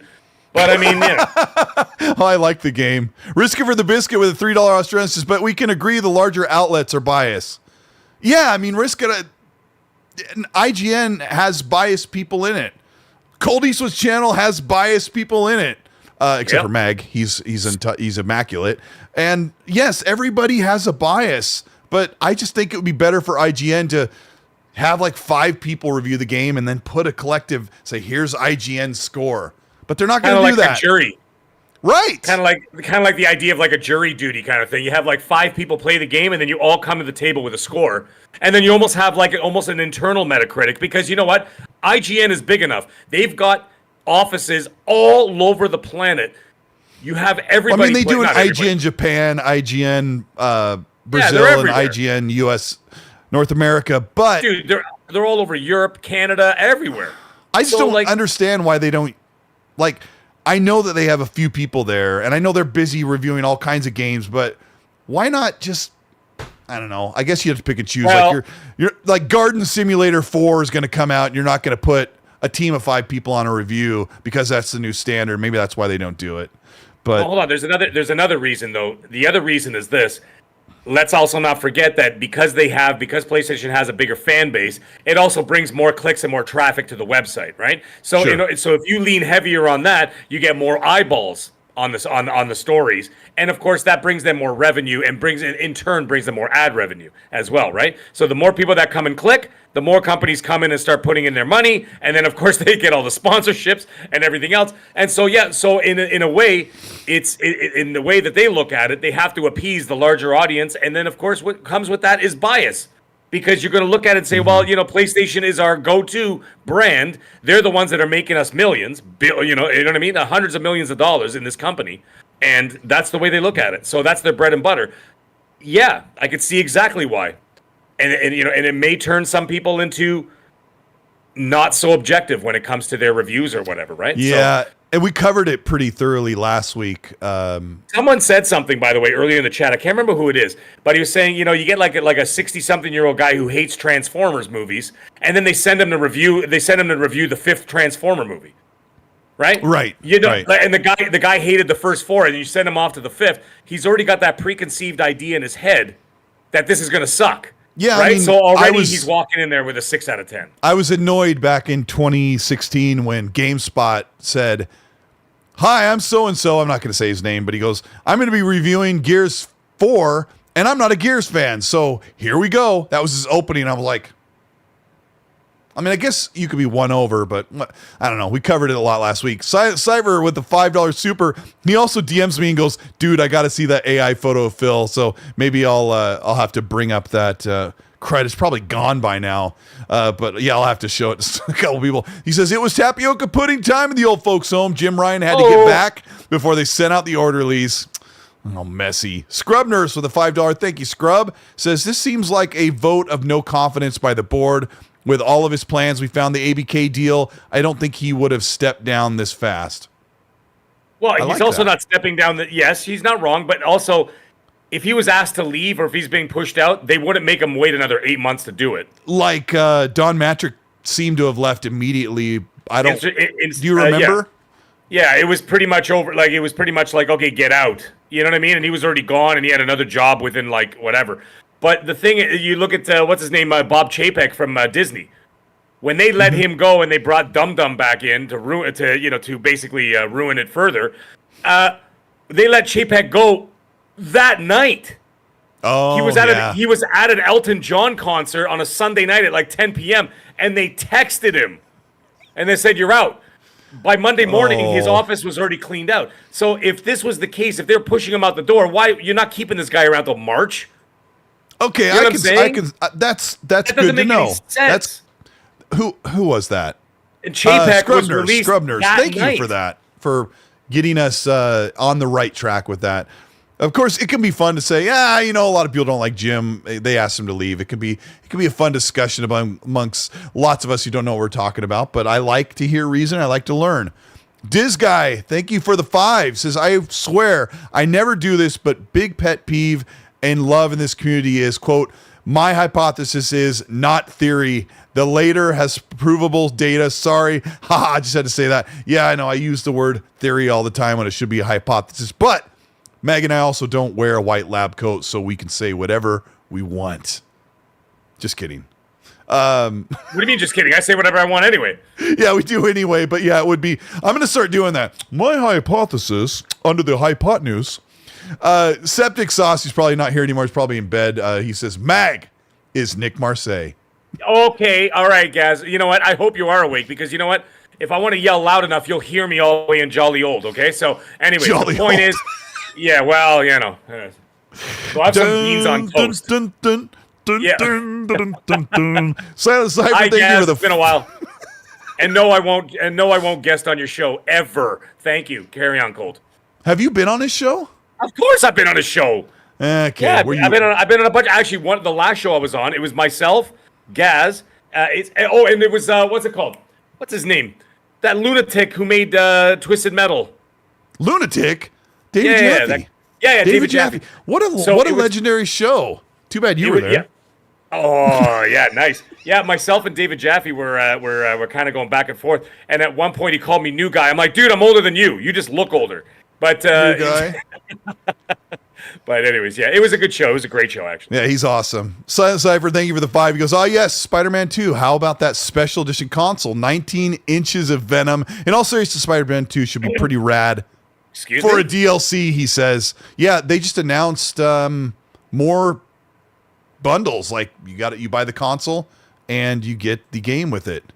Yeah, oh my gosh, I click back to the show, and I'm showing Mass Effect Andromeda. Just as a side, I really liked this game the second time, and I went to play it a third time after I finished Starfield, and it became super apparent how bad the NPCs and main characters and facial animations and just all that stuff is in Andromeda. Like, Starfield is so much better, but I felt like there was like this really cool action-oriented stuff that Andromeda does really well, but it just wasn't doing it for me after finishing Starfield, which is a good testament to Starfield, even though Mass Effect Andromeda is not a high-rated game, but it's just kind of like when you mix the sci-fi stuff. But anyway, so... Sorry, the chat's on fire. Yeah, sorry. Yeah, I know, and I'm trying not to cover... There's so much PlayStation stuff. The KOTOR thing is like kind of dicey right now. PlayStation paid for exclusivity, timed exclusivity for KOTOR, the remake, and now they've yanked it from their channel. They've yanked mentions of it. It sounds like, I don't think it's being canceled, but it sounds like it may be delayed indefinitely, like a lot of games where it's like, we don't know when the heck this is going to be done. give it to What do Blue you think? Point. Give it to Blue Point and just get out of the way. Whoever they gave it to, just take it away from them and give it to Blue Point and get it over with. I forgot who the studio is that's working on KOTOR. Yeah, okay. Ass Hat Studios. There you go. That's the name of them. Okay, so that's the name of the studio. So give it to Blue Point and look at the work that they've already done so far with the remakes and everything else. Why are we wasting our time? If I was in charge, those guys would have been Gonzo Alonzo 6 months ago, not now. I would have been like, listen, guys, you guys don't have your act together. We're wasting millions of dollars. Get out. You're obviously losers. Yeah. So give it to Blue Point, who have a proven track record, know what they're doing. Give them the money. Look at the work that they've done on Demon Souls. On actual remasters, yeah. On actual, well, not remasters, remakes. Remakes. Ground What up I meant. remakes. Yes, that's what I meant. Yeah, sorry. Yeah. And give it to them for crying out loud. What are you wasting your time for? Just kick these bozos out. Look at this footage of Andromeda when you move to a different planet or system. Like, it moves it in first person. It's amazing. It's amazing. I just got vertigo with the spinning planet. Oh, sorry, bro. I apologize. You're That's what happens when you're old. Ducato says the music license was out. Yes, that is true, but there's more going on with this game's delay than just a music license. And, oh my god, it's we'll see. Aspire Studios. So I was pretty close. Okay. Aspire Studio. That's who did it. Okay. Aspire Hat Studios. Yeah. There you go. That's who did it. So yeah, KOTOR. I don't know what's going on, but we might have to wait to hear an update on that. It's gonna be a while, man. It's gonna be a while. So when the Forza reviews are coming October 4th, which is Wednesday, they just announced today that there are going to be 500 cars in the game at launch, and That's monthly they'll do Forza monthly. They'll be adding cars during monthly Forza monthly updates. So I'm curious to see how big this game gets. I don't know. I don't want to talk about it a lot because I'll talk about it Monday after the review embargo lifts. When it's off the tape, you know what I mean? When it's out of embargo, then we'll talk about it. Yeah, we'll talk about it. Don't say anything ridiculous. You know what I'm talking about. No, yeah, and I'm no. But what do you think about how it's going to compare to Gran Turismo 7? Like, Are you expecting to see a big difference in the I would review hope scores? So. Oh, in the review scores. I thought you meant in terms of like, because Gran Turismo 7 has been released for what, a year and a half now? About a year and a half? Or is it 2.5 years? I can't remember what year it close to a year and a half. I think it came out year and a half. In like February or March. Yeah. Last year. Okay, so it's been of last year. Okay, so it's last year. So they've had a year and a half to be able to look at the competition and say, okay, guys, how can we improve? Because obviously they're playing Gran Turismo 7, right?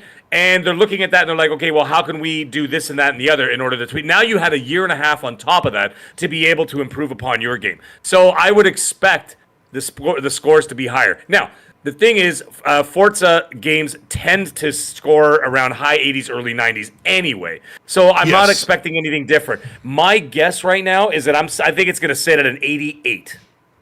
I have no basis for this. I am just other than just your good fortune, just a gut feeling. I just say an 88 for now. Let's just say 88. Okay. But what I am not concerned. Excuse me. I was about to say concerned. I'm curious about is how come we haven't seen much about it? Like they're not really, like I'm not seeing like a lot of advertising for it. I'm seeing a little bit here and there. That's the Xbox way. Yeah. Like what's going on? Like, I mean, they should be all over the place and maybe do some like promotions, maybe like have some supercars on display somewhere. I don't know, like do something. Oh yeah. I mean, I think quiet. Xbox has pared back some of that, but they end up ramping up something in the very last minute. But the game is, I don't remember what the release date is, but the embargo for the review would be on the 4th. I think that's when the game comes out. So yeah, where is that? But I don't know. I feel like Xbox is like, we don't have to do this crazy marketing because Game Pass markets itself. I just don't agree with that though. I want to see excitement. I want to see them do creatively cool things. I don't need the marketing for marketing's sake or sales sake. I just like seeing cool things like back in the day when Neil Blomkamp made an amazing Halo Reach, or I think it was Halo Reach, real time. What do you call it? I can't think. It's okay. I want to answer something. I want to see cool stuff that gets me excited and gets me in the mood and the mode for a game. Even though I know I was already going to buy it or play it. Like, we like that celebration of the game before it comes out. Or if you're like, I think I'm going to play this, but then you see some cool advertising or some cool thing somewhere and you're like, oh man, like people are getting excited about that. Like, that's a good thing. Anyway. Yeah, like Sotness was saying, there was an event where the Xbox influencers went. Xbox influencers does nothing in the long run. Yeah, it'll do something for their audience and be like, okay, well, that specific audience. But I mean, if you go to YouTube, even right now, you go to YouTube, you go to Instagram, you go to all these different places, and you've got Starfield everywhere. You go to Pornhub, right under the thing where it says, my stepsister got her arm stuck in the dryer, and then right underneath, Starfield, right? And so, Meg, I have no idea what you're talking about right now. I don't know either, but there seems to be a rampant disease of millions of stepsisters and stepmoms. I don't know where they came from. I don't know what happened. Look at the facial animations on Mass Effect and Drone. It's like, yeah. So I don't know. Gosh. I don't know. I don't know what's going on. I'm just gonna derail your conversation, Meg. Yeah, I don't know. Anyway, the thing is, they had it everywhere. I'm not seeing Forza Motorsport anywhere, personally. I'm seeing Starfield still, and Starfield's been out for what, like a month now? Or just under a month? So they're still advertising the heck out of that. Yeah. But I'm not seeing, but Forza's right, it's right around the corner, no pun intended, and I don't see anything. Right around the corner, right around turn 4. Yeah. I want to see Forza Motorsport on Pornhub. I want to see it on Instagram. I want to see it on Facebook. I'm just saying those are the places where people go. Yeah, I don't see all that stuff for Forza. And somebody in the chat says, "Let me find it. Where is it?" I'm gonna look one more second, then I give up.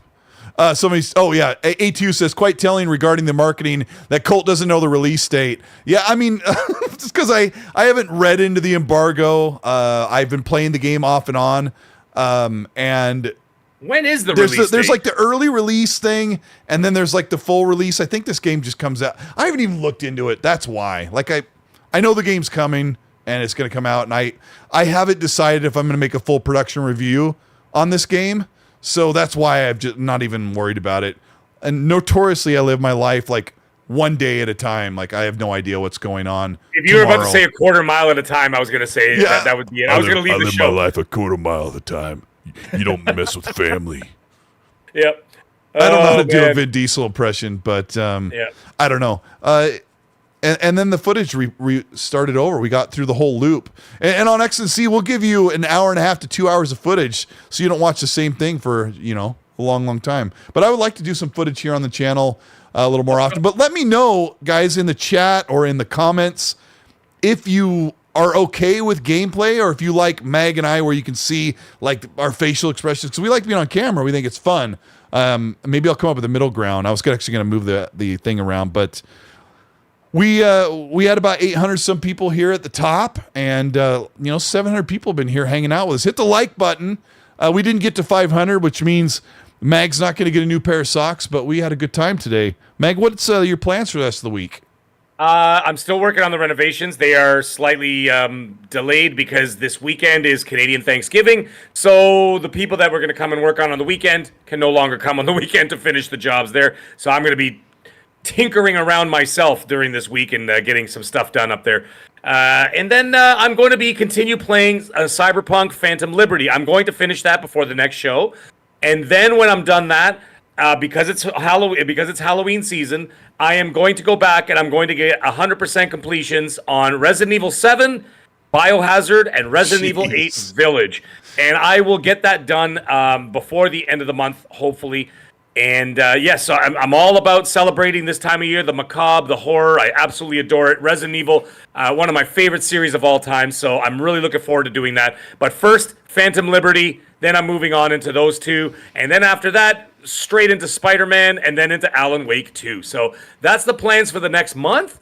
And look forward to it, man. What about you? What do you got going on before we get back to next week? Magnum Westward asks you if Canadian Thanksgiving is where you carve a moose. No, we still carve turkeys. They're just the size of moose. Yeah, the one that there's I got a floating hooker on the screen right now. Yeah, floating hookers. Yeah, it looks like I picked her up and see if she would still float, and she went to the ground. Yeah, I got 2 turkeys, are 25 pounds each, so I'm going to be doing that. Dang. So. I got a big smoker in the backyard, so I'm going to smoke them this year. Yeah, I got a big smoker. That's really the only way. I am not a turkey fan. I think turkey is very boring meat, but when people smoke it, or when they smoke it, it's like really nice. I'm like, hey, there's flavor. Dude. I feel like I let it go overnight. It literally just falls apart. It's so and it has so much. Yeah. Here's a pro tip, kids. I know American Thanksgiving is the third Thursday of November, but keep this in mind. Here's something that my mom does. She still does to this day, and will continue to do. And here's another thing: we stuff the bird with sausage. Get this, okay? Hear me out. You take the sausage, you cut off the casing, rice and peas and mushrooms, and you saute that all up together, and you do like a fried rice thing. You cook it about halfway, and then you stuff the turkey with the rice. You don't even have to add water or anything, because all the juices from the turkey continue to cook the rice inside the rice pilaf. Jeez. And then when you cut open the turkey, all this beautiful steaming rice pilaf spills out of the turkey. It is the dopest. So keep that in mind if you ever want to try that out. Where does the rice spill out of? Cold. It's a PG show. I can't tell you where it spills out of, but you know where. It's like. No disrespect to turkey, but I don't know. As I've gotten older, I'm like, I'm kind of funny. Like, I love mashed potatoes and gravy. Like, I love everything. I will be notorious for filling up all the stuff and just a couple pieces of turkey. As I became an adult, I actually like putting the cranberry stuff on the turkey to give it some flavor. But if it's smoked, it does taste good. And welcome to the Xbox Thanksgiving podcast. Do ham then. I also love it. My mother-in-law will cook both sometimes. Okay, and then so I'll just eat more ham. That's the standard. Like that's what I do. Like usually it's turkey, and then I do like a small, like a honey roasted ham on the side or whatever. So if anybody wants, and that's your nickname online too, isn't it? Honey roasted ham? No, that's my OnlyFans page. Anyways, Colt, what are you going to be playing this week? I'm going to be playing Phantom Liberty. I started a playthrough over. I'm not sure if I'm going to do that or just do Phantom Liberty, but it's like a packed, very packed great game. Oh, good, because I mean I was enjoying going through, but I'm like going through all the other stuff in the campaign. I don't know if I want to do that all over again after 2 years, but I still have my other save, 160 hours. I am also going to be playing the crap ton of Forza tomorrow. Hopefully, Gaz and I can have a chance to make something together that we can share. I think it'll be something fun to watch once the embargo releases. So the car culture is real, man. It's very cool. Yeah. Somebody asked earlier, did Colt get his license? I don't know what that meant like an hour and a half ago, but my car I have is an automatic, and you just don't really get manual transmission cars anymore in the North America or in the US. So my racing setup is all set with heel toe shifting, and like I get my driving fantasy that way. So I'll be doing that and hopefully covering more stuff. I took like a month off not making videos. That really hurt. It really hurt. I really wanted to be back doing what I love. Thank you everybody for being here. Really appreciate it. Hit the like button. I know eventually we'll get to 500 likes, and we really appreciate all your help. This is the Ecstasy Podcast, episode 119. We've been going for, 2 years. And shout out to Boss Mod Lethal Papa, a good friend and a moderator, Happy Bomb, Udana Kizada, and all of my friends in the chat, like Risk It. I could sit here and just name all of them, but you guys are amazing, and we're going to end up talking on Xbox Live anyway, because you guys are true friends. All of you, thank you so much for being here. Meg, thank you so much for being my co-host and putting up with me. Oh, guys, and it was a great show. We'll see. Someone asked if we're going to be on next week. Yes, we will, because I'm doing the Thanksgiving on Friday and Saturday, so not Sunday and Monday. I will be off as normal. So, yeah, I will be home. We are doing the show. The week after, though, I'm going to be in Nashville. That's the one I'm away in Nashville.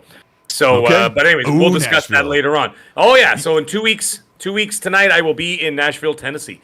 So, anyhow, yes. As we get out of here, in the chat, everybody write what game you are going to be playing right now. Or what you're planning on playing. I want to see it in the chat. We're going to hit the goodbye. Mag and I are going to wave. Where's that button? Yeah, it's right here. Bye, everybody. We'll see you next week. Thank you so much, and have a good night. And be nice.